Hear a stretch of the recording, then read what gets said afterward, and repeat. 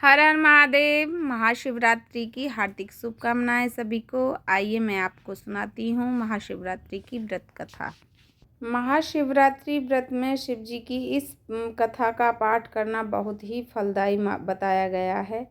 शिव पुराण में इस व्रत की महिमा बताई गई है। शिव पुराण के अनुसार जाने अनजाने में जो भी मनुष्य और जीव महाशिवरात्रि व्रत कर लेता है वह शिव कृपा का भागीदार बन जाता है और यमराज के दूत भी दूर रहते हैं। इसीलिए महाशिवरात्रि व्रत शिव भक्तों को महाशिवरात्रि की इस कथा का पाठ जरूर करना चाहिए। तो मैं आइए सुनाती हूँ महाशिवरात्रि की व्रत कथा, विस्तार से ध्यानपूर्वक सुने। पूर्व काल की बात है। चित्रभानु नाम एक शिकारी था। वह शिकार करके अपने परिवार का पालन पोषण करता था। उस शिकारी पर साहूकार का काफ़ी कर्ज था, लेकिन वह उसका कर्ज समय पर नहीं चुका पाया। फिर साहूकार ने शिकारी शिव मठ में बंदी बना लिया। जिस दिन उसे बंदी बनाया गया उस दिन शिवरात्रि थी। चतुर्दशी के दिन उसने शिवरात्रि व्रत की कथा सुनी और शाम होते होते साहूकार ने उसे अपने पास बुला लिया और ऋण चुकाने के बारे में कहा।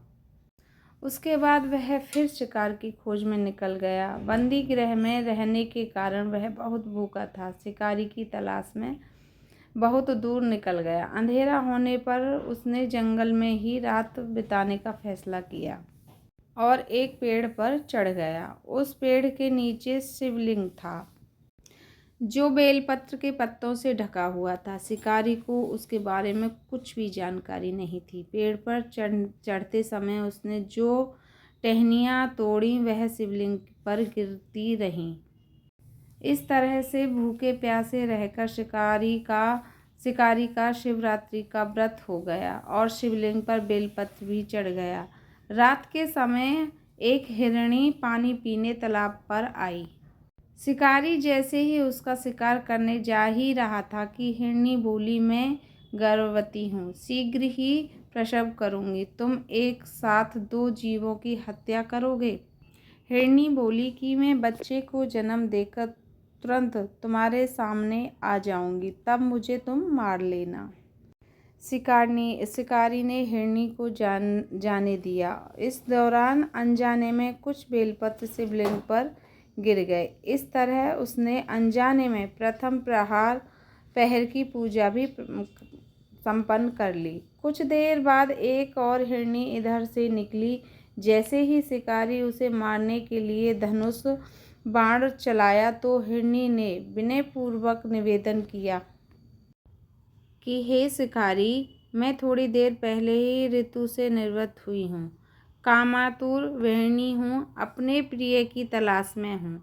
अपने पति से मिलकर मैं तुम्हारे पास आ जाऊंगी। शिकारी ने उसे भी जाने दिया और रात का आखिरी पहर भी बीत रहा था। तभी कुछ बेलपत्र शिवलिंग पर फिर से जा गिरे। ऐसे में शिकारी ने अनजाने में अंतिम पूजा भी कर ली। इस दौरान वहाँ एक हिरनी अपने बच्चे को साथ लेकर आई। उसने शिकारी से निवेदन किया कि शिकारी ने उसे जाने दिया। उसके बाद शिकारी के सामने एक हिरण आया। शिकारी ने सोचा कि अब मैं इसे जाने नहीं दूंगा, इसका शिकार करूंगा। तब हिरण ने उससे निवेदन किया कि मुझे कुछ समय के लिए जीवन दान दे दो। शिकारी ने पूरी रात की घटना उस हिरण को सुनाई। तब हिरण ने कहा कि जिस तरह से तीनों पत्नियां प्रतिज्ञानबद्ध होकर गई हैं, मेरी मृत्यु से अपने धर्म का पालन नहीं कर पाओगे। जैसे तुमने उन्हें विश्वास पात्र बनाकर छोड़ा है, मुझे भी जाने दो। मैं उनके साथ तुम्हारे सामने शीघ्र ही उपस्थित होता हूँ। शिकारी ने उसे भी जाने दिया। इस तरह से सुबह हो गई। उपवास, रात्रि जागरण और शिवलिंग पर बेलपत्र चढ़ाने से अनजान में ही शिवरात्रि की पूजा पूर्ण हो गई। लेकिन अनजाने में हुई पूजा का परिणाम उसे तत्काल मिला। थोड़ी देर बाद हिरण उसका परिवार शिकारी के सामने आ गया। उन सभी को देखकर शिकारी को बहुत ग्लानि हुई और उसने पूरे परिवार को जीवन दान दिया। अनजाने में शिवरात्रि व्रत का पालन करने पर भी शिकारी को मोक्ष की प्राप्ति हुई। जब मृत्यु काल में यमदूत जीव को लेने आए तो शिवगणों ने उन्हें वापस भेज दिया और उसे शिवलोक को ले गए। शिवजी की कृपा से चित्रभानु अपने पिछले जन्म को याद कर पाए। शिवरात्रि के महत्व को जानकर इसका अगले जन्म में भी पालन कर पाएंगे। बोलो भोले बाबा की जय।